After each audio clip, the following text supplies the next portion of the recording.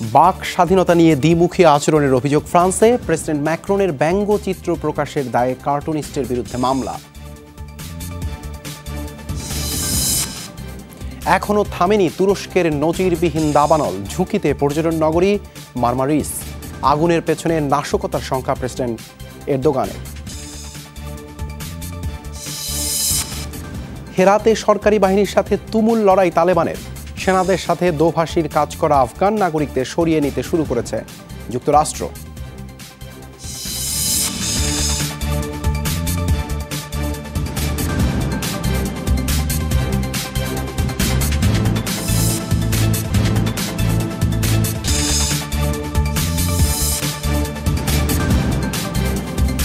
শিরোনামগুলো দেখছিলেন। এসব খবরের বিস্তারিত নিয়ে আপনাদের সঙ্গে আছে আমি দেবাশিস রঞ্জন সরকার। বাক স্বাধীনতার প্রশ্নে বড় ধরনের প্রশ্নের মুখে পড়েছে ফ্রান্সের ক্ষমতাসীন দল। তাদের বিরুদ্ধে দ্বিমুখী আচরণের অভিযোগ উঠেছে। প্রেসিডেন্ট ইমানুয়েল ম্যাক্রনের ব্যঙ্গচিত্র প্রকাশের পর কার্টুনিস্টের বিরুদ্ধে মামলা করায় এই পরিস্থিতি তৈরি হয়েছে। অথচ কিছুদিন আগেই বাক স্বাধীনতার দোহাই দিয়ে ইসলামের অবমাননা করা কার্টুনের সাফাই গেয়েছিলেন ম্যাক্রন। নাগরিক নানা সুযোগ সুবিধার শর্ত হিসেবে করোনা ভ্যাকসিন বাধ্যতামূলক করা নিয়ে কয়েকদিন ধরে বিতর্ক চলছে ফ্রান্সে। গ্রিন পাসের বিরোধিতায় বিক্ষোভ করছেন অনেকে। তাদের ক্ষোভের কেন্দ্রে প্রেসিডেন্ট ইমানুয়েল ম্যাক্রন। ক্ষোভ প্রকাশে এমন ব্যঙ্গচিত্রকে বেছে নিয়েছেন ফরাসি কার্টুনিস্ট মিশেল অজলোরি। স্বৈরশাসকের সাথে তুলনা করে প্রেসিডেন্টের নানা রকম কার্টুন দিয়ে বিলবোর্ডও টানিয়েছেন প্যারিসের অনেক জায়গায়। রাস্তায় বিক্ষোভে বাধা না দিলেও ব্যঙ্গচিত্রে মানহানির অভিযোগ এনে কার্টুনিস্টের বিরুদ্ধে মামলা করেছেন প্রেসিডেন্টের দল, যাকে বাক স্বাধীনতায় হস্তক্ষেপ বলছেন লোরি। খোদ প্রেসিডেন্ট আমার মতো সাধারণ ফরাসির বিরুদ্ধে দায়ের করেছেন মামলা। এটাই প্রমাণ করে রাজতন্ত্রের পথে যাচ্ছে ফ্রান্স। আপনি পছন্দ না করলেও কেরিকেচার থাকবে পৃথিবীতে। স্বৈর শাসকের উদাহরণ টানতেই বিশেষ কিছু চরিত্র ব্যবহার করেছে। বিতর্কের সূত্রে আসছে শার্লি এবদোর প্রসঙ্গ। ওই সাময়িকীতে মহানবী হজরত মুহাম্মদ সাল্লাল্লাহু আলাইহি সাল্লামকে নিয়ে ব্যঙ্গচিত্র প্রকাশের পর প্রতিবাদের ঝড় ওঠে মুসলিম বিশ্বে। তখন বাক স্বাধীনতার দোহাই দিয়ে কার্টুনের সাফাই গিয়েছিলেন ম্যাক্রন। একজন নবীকে নিয়ে ব্যঙ্গচিত্র প্রকাশের পরও আমরা সবাই মিলে শার্লি এবদোর পক্ষে স্লোগান তুলেছি। অথচ এখন প্রেসিডেন্টকে নিয়ে মজা করাই যেন বিশাল অপরাধ হয়ে গেছে। ফ্রান্সের মতো দেশে এটা মানা যায় না। ফরাসি আইনজীবীদের মতে বাক স্বাধীনতা প্রশ্নে ফ্রান্সের জন্য বড় পরীক্ষা কার্টুনিস্টের বিরুদ্ধে এই মামলা। সবার আগে প্রশ্ন উঠবে, কার্টুনে বাক স্বাধীনতার অপব্যবহার হয়েছে কিনা। তিনি কি রাজনৈতিক সমালোচনার মাত্রা অতিক্রম করেছেন? আমার মনে হয় কার্টুনিস্ট লোরি আদালতেও শার্লি এবদোর উদাহরণ টানবেন।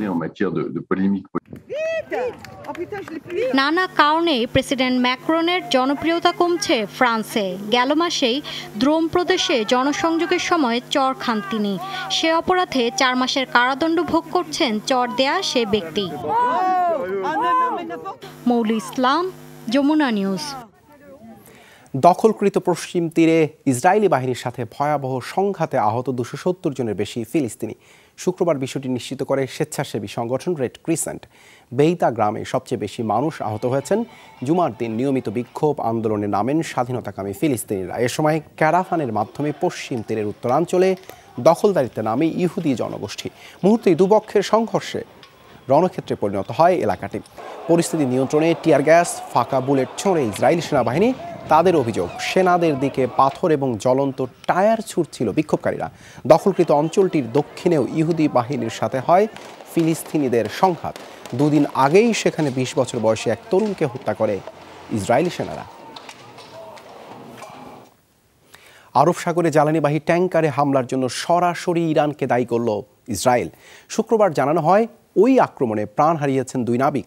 বৃহস্পতিবার ওমান উপকূলে এমভি মার্সার স্ট্রিট নৌযানটি হামলার শিকার হয়। প্রাণ হারান ব্রিটেন এবং রোমানিয়ার 2 নাবিক। গভীর সাগরে হামলার ধরন এখনো স্পষ্ট নয়, তবে ধারণা করা হচ্ছে ড্রোন ব্যবহার করে এই হামলা চালানো হয়। পরে মার্কিন সেনাদের একটি দল ইসরায়েলি মালিকানাধীন জাহাজটিকে নিরাপদে নিয়ে যায়। এই ঘটনায় ইসরায়েলি পররাষ্ট্রমন্ত্রী ইয়ার লাপিদ সরাসরি ইরানকে দায়ী করে বিবৃতি দিয়েছেন। অবশ্য তেহরানের পক্ষ থেকে ঘটনাটি নিয়ে কোনো প্রতিক্রিয়া আসেনি। পশ্চিমাদের সাথে ইরানের সাথে মধ্যে এর আগেও আরব সাগরে গুপ্ত হামলার ঘটনা ঘটে।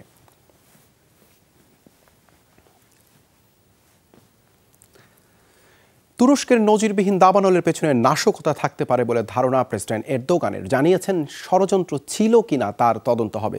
4 দিনেও দাবানলের ভয়াবহতা কমেনি তুরস্কের দক্ষিণ উপকূলে। বুধবার একসাথে আগুন ছড়ায় দেশটির 71টি এলাকায়। ভয়াবহ আগুন নেভাতে বিমান পাঠিয়ে সহায়তা করছে রাশিয়া ও ইউক্রেন।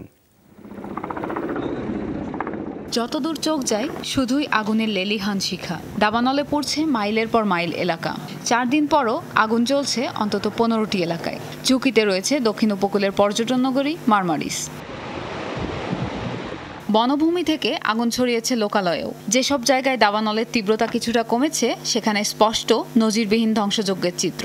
প্রাথমিক হিসেবে আগুনে পড়েছে প্রায় 2500 ঘরবাড়ি। ব্যাপক ক্ষতি হয়েছে বন্যপ্রাণী ও গবাদি পশুর। তীব্র বাতাসের কারণে বাধাগ্রস্ত হচ্ছে আগুন নেভানোর প্রচেষ্টা। বিমান থেকে পানি ছিটিয়ে তুর্কি দমকল কর্মীদের সহায়তা করছে রাশিয়া ও ইউক্রেন। আঙ্কারার আশা 2-1 দিনের মধ্যেই নিয়ন্ত্রণে আসবে পরিস্থিতি। পরিস্থিতির বেশ অগ্রগতি হয়েছে কয়েক ঘন্টায়, তবে আগুন পুরোপুরি নিয়ন্ত্রণে তা এখনো বলা যাচ্ছে না। আশা করি দাবানলের ক্ষয়ক্ষতি কাটিয়ে উঠতে পারবো আমরা। কয়েকদিন ধরে চলা দাবদাহের মধ্যে বুধবার একযোগে তুরস্কের 71টি স্থানে দাবানল শুরু হয়। এর পেছনে নাশকতা থাকতে পারে বলে শঙ্কা প্রেসিডেন্ট এরদোগানের। আগুন নিয়ন্ত্রণে আমরা সঠিক পথেই এগোচ্ছি। অনেকেই সহায়তা করছে। আজারবাইজানও কয়েকটি উভচর বিমান পাঠাচ্ছে। আমরা নাশকতার সম্ভাবনা মাথায় রেখে তদন্ত করব। প্রাণহানি এড়াতে নিরাপদ আশ্রয় সরিয়ে নেওয়া হচ্ছে দাবানলের ঝুঁকিতে থাকা এলাকার বাসিন্দাদের। আঙ্কারা জানিয়েছে আগুন নেভাতে কাজ করছে ফায়ার সার্ভিসের 10,000-এর বেশি কর্মী। পুরো কর্মযজ্ঞে রয়েছে 5টি বিমান, 45টি হেলিকপ্টার ও দমকলের প্রায় 1100 গাড়ি। প্রিয়াঙ্কা চক্রবর্তী, যমুনা নিউজ। হেরাত প্রদেশের দখল নিতে মরিয়া তালেবান। আফগান নিরাপত্তা বাহিনীর সাথে তুমুল লড়াইয়ে ক্ষতিগ্রস্ত জাতিসংঘ কার্যালয় প্রাঙ্গণ। প্রদেশটির গুজারা জেলায় চলছে সহিংসতা। এরই ধারাবাহিকতায় জ্বালিয়ে দেওয়া হয় নিরাপত্তা বাহিনীর গাড়িবহর। এর মাঝে শুক্রবার হামলা হয় জাতিসংঘ অফিসে। প্রাণ হারান দপ্তরের এক নিরাপত্তা রক্ষী। একে দুঃখজনক আখ্যা দিয়ে কারা দোষী সেটি নিশ্চিতে উভয় পক্ষের সাথে আলোচনা চালিয়ে যাচ্ছে জাতিসংঘের বিশেষ প্রতিনিধি ডেবোরা লিওন্স। তালেবান মুখপাত্রের দাবি, দুপক্ষের ক্রস ফায়ারে ক্ষতিগ্রস্ত জাতিসংঘ দপ্তর। বর্তমানে সেটির অবস্থা আশঙ্কামুক্ত। এদিকে হামলাটিকে যুদ্ধাপরাধ হিসেবে গণ্যের দাবি তুলেছে আফগানিস্তানের স্বাধীন মানবাধিকার কমিশন। মার্কিন সেনাদের সাথে দোভাষী হিসেবে কাজ করা আফগান নাগরিকদের সরিয়ে নিতে শুরু করেছে যুক্তরাষ্ট্র। যুক্তরাষ্ট্রে পৌঁছেছেন এই দলের প্রথম 221 জন। তালেবানের পুনরুত্থানে নিজেদের নিরাপত্তা নিয়ে শঙ্কিত হয়ে পড়ে এই দোভাষীরা। অনেকে খুনও হন। এই পরিস্থিতিতে আফগান সহযোগীদের আশ্রয় দিচ্ছে ওয়াশিংটন। তাদের জন্য বড় অঙ্কের তহবিলও বরাদ্দ করেছে বাইডেন সরকার। দীর্ঘ প্রায় 2 দশকের অভিযানে আফগানিস্তানে স্থানীয় অনেকেরই সহায়তা নিতে হয়েছে মার্কিন বাহিনীকে।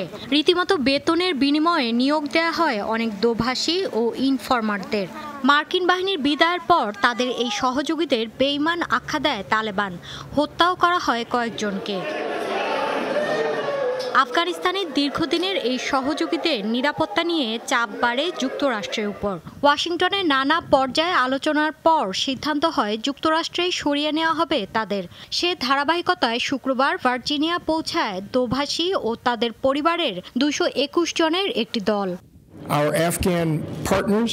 গেল 2 দশক ধরে আফগানিস্তানে যারা মার্কিন সহযোগী হিসেবে কাজ করছেন তাদের নিরাপত্তা নিশ্চিত করা হোয়াইট হাউসের দায়িত্ব।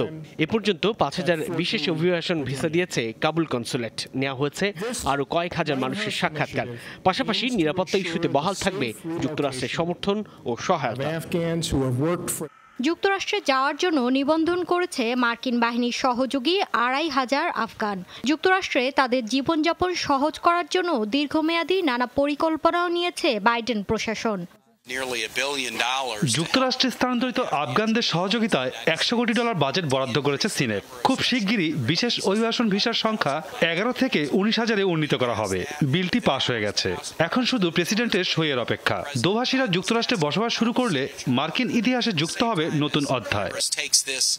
2006 সাল থেকে প্রায় 70,000 আফগান নাগরিককে যুক্তরাষ্ট্রে পুনর্বাসন করা হয়েছে।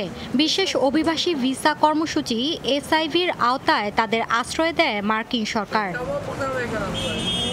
মৌলি ইসলাম, যমুনা নিউজ। বিশ্বজুড়ে তৃতীয় দিনে 10,000-এর বেশি মানুষের প্রাণ কেড়ে নিল করোনা। 24 ঘন্টায় নতুনভাবে শনাক্ত 7.5 লাখ সংক্রমণ। দৈনিক মৃত্যুতে এখনও শীর্ষে ইন্দোনেশিয়া। শুক্রবার প্রায় 1800 মানুষের মৃত্যু হয়েছে দেশটিতে, আর 41,000-এর বেশি মানুষের শরীরে মিলেছে ভাইরাসটি। মৃত্যুর দিক থেকে দ্বিতীয় অবস্থানে ব্রাজিল, প্রায় 900 মানুষের মৃত্যু লিপিবদ্ধ হলো দেশটিতে। এদিন রাশিয়ায় 794, ভারতে 600 মানুষের প্রাণ গেছে করোনা ভাইরাসে। অবশ্য দৈনিক সংক্রমণ শনাক্তের দিক থেকে শীর্ষ অবস্থানে যুক্তরাষ্ট্র। আবারও দিনে লাখের কাছাকাছি মানুষের দেহে মিলল ভাইরাসের উপস্থিতি। দেশটিতে শুক্রবার মৃত্যুবরণ করেন 419 জন। বিশ্বব্যাপী মোট প্রাণহানি 42,27,000 ছাড়ালো। ডেল্টা ভ্যারিয়েন্টের কারণেই জুনের তুলনায় ঊর্ধ্বমুখী হয়েছে করোনা সংক্রমণ। ভয়াবহ অবস্থা ঠেকাতে টিকাদান কর্মসূচি জোরালো করার আহ্বান বিশ্ব স্বাস্থ্য সংস্থা। গেল সপ্তাহে 40 লাখ নতুন সংক্রমণ শনাক্ত হয়েছে বিশ্বে। গড় হিসেবে 80% বেড়েছে করোনার বিস্তার। সে অনুসারে মোট শনাক্তের পরিমাণ খুব শীঘ্রই 20 কোটি ছাড়াবে। একই সময় আফ্রিকা মহাদেশেও 80% মতো বেড়েছে মৃত্যুহার। সেই তুলনায় মহাদেশটিতে পৌঁছাচ্ছে না ভ্যাকসিন।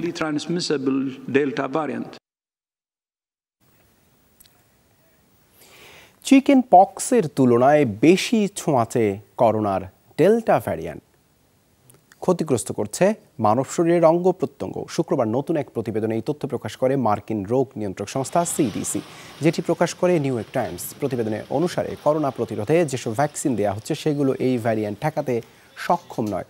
ম্যাসাচুসেটস রাজ্যের 500 করোনা রোগীর উপর গবেষণা চালানো হয়, যাদের 1/3 2 ডোজ ভ্যাকসিন গ্রহীতা। প্রতিবেদনে আরও বলা হয়, গলা এবং নাসিকার অন্ত্রে দীর্ঘদিন থাকতে পারে ডেল্টা ভ্যারিয়েন্ট, যার কারণে মার্স, সার্স, ইবোলা, গুটি বসন্ত এবং মৌসুমি ঠান্ডার তুলনায় সেটি বহুগুণ বেশি ছোঁয়াচে।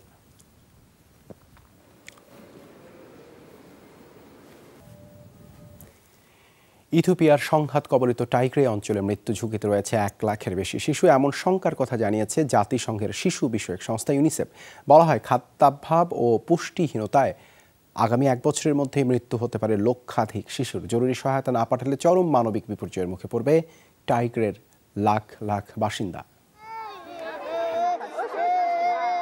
একটু খাবারের আশায় ঘন্টার পর ঘন্টা অপেক্ষা, তবুও জুটবে কিনা সেই নিশ্চয়তাটুকু নেই ইথিওপিয়ার সংঘাতময় টাইগ্রে অঞ্চলের সব বাসিন্দাদের। সরকারি বাহিনী এবং বিদ্রোহী গোষ্ঠী TPLF এর মধ্যে সংঘাতের কারণেই বাড়িঘর ছেড়ে পালিয়েছে এসব মানুষ, যার বেশিরভাগই নারী ও শিশু। ইউনিসেফ বলছে, দিনে ঠিকমতো একবেলা খাবারও পাচ্ছে না এই মানুষগুলো। এলাকাটি বিদ্রোহীদের দখলে যাওয়ার অজুহাতে উল্টো সহায়তা দেয়া বন্ধ করে দিয়েছে সরকার। মায়েরা খাবার না পাওয়ায় পুষ্টিহীনতায় ভুগছে লাখ লাখ শিশু। টাইগ্রে অঞ্চলে গেল কয়েক মাসে পরিস্থিতি খুবই ভয়াবহ। সংঘাতে সবচেয়ে বেশি ক্ষতির সম্মুখে শিশুরা, কারণ বাড়িঘর ছেড়ে যাওয়াদের নেই কর্মসংস্থানের সুযোগ। খাবারের অভাবে পুষ্টিহীনতায় মৃত্যু ঝুঁকিতে 1 লাখের বেশি শিশু, আর বেঁচে থাকারাও ভুগবে শারীরিক নানা জটিলতায়। বছর শেষে এই সংখ্যা হয়তো আরও বাড়বে। পেট ভরে খাওয়া তো দূরের কথা, নেই পর্যাপ্ত সুপেয় পানির ব্যবস্থা। শারীরিক কষ্টের পাশাপাশি মানসিক নির্যাতনের শিকার এসব নারীরা। কেউ কেউ শিকার হয়েছেন গণধর্ষণের। বিশ্ব খাদ্য কর্মসূচি সহ বিভিন্ন সংস্থা বাস্তুচ্যুত এসব মানুষের চিকিৎসা সহ প্রয়োজনীয় সহায়তা দিলেও তা চাহিদার তুলনায় খুবই কম। তাই মানবিক বিপর্যয় ঠেকাতে অঞ্চলটিতে দ্রুত সহায়তা পাঠানোর আহ্বান জানানো হয়েছে। গেল 2 সপ্তাহ আগে আমাদের কর্মীরা অঞ্চলটি পরিদর্শন করেছে। সেখানে পাঠানো হয়েছে 200 ট্রাক সহায়তা, কিন্তু এ দিয়ে কিছুই হবে না। সেখানকার বাসিন্দাদের জন্য প্রতিদিন দরকার 100 ট্রাক করে খাদ্য সহায়তা। যদি আমরা এই বিপর্যয় কাটিয়ে উঠতে চাই, তাহলে আজ থেকেই পদক্ষেপ নিতে হবে। দাতব্য সংস্থাগুলো পরিস্থিতির ভয়াবহতা তুলে ধরে রিলিফ শুরুর তাগিদ দিলেও বিদ্রোহী অধ্যুষিত এলাকাটিতে ত্রাণ পাঠাননি দেশটির প্রধানমন্ত্রী অ্যাবে আহমেদ।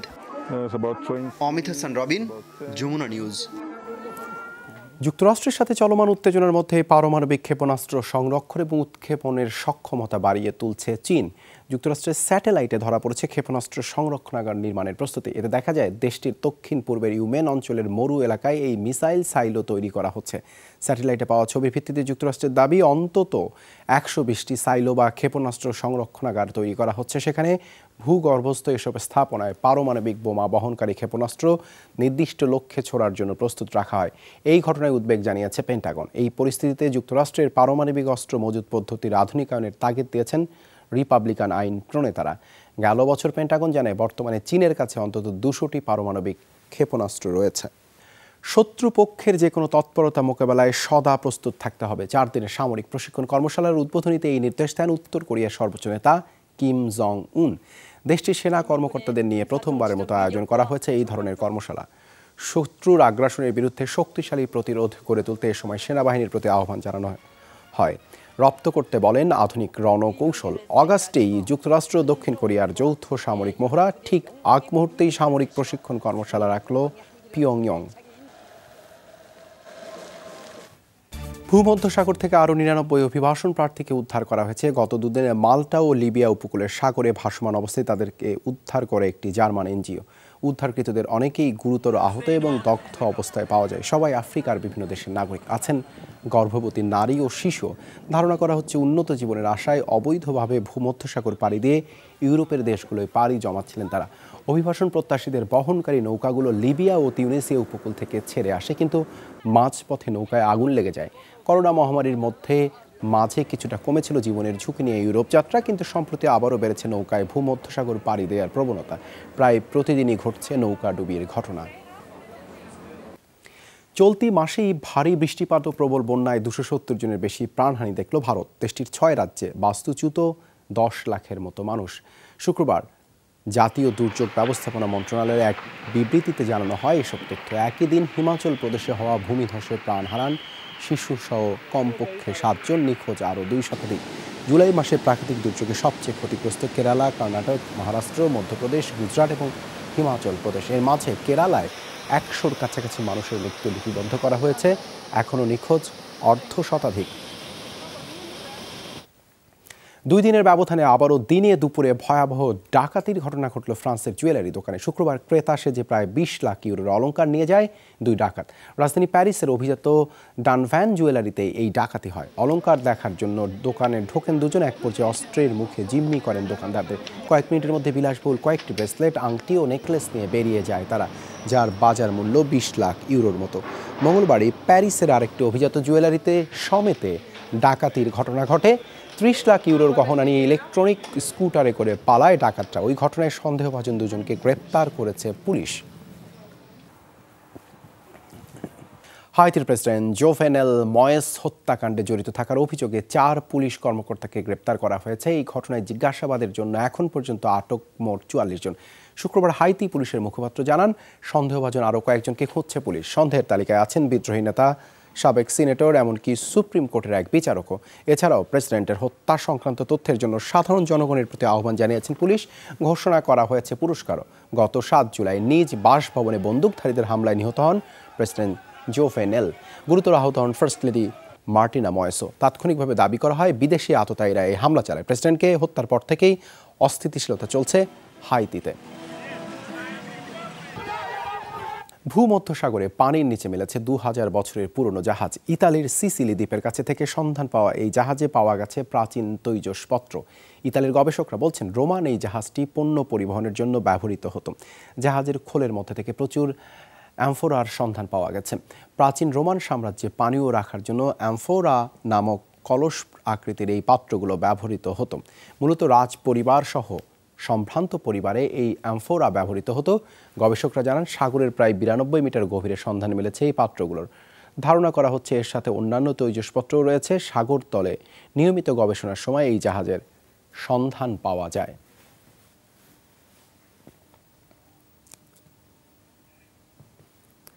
এই ছিল যমুনা আই ডেস্কের আয়োজনে। এতক্ষণ সাথে থাকার জন্য ধন্যবাদ সবাইকে।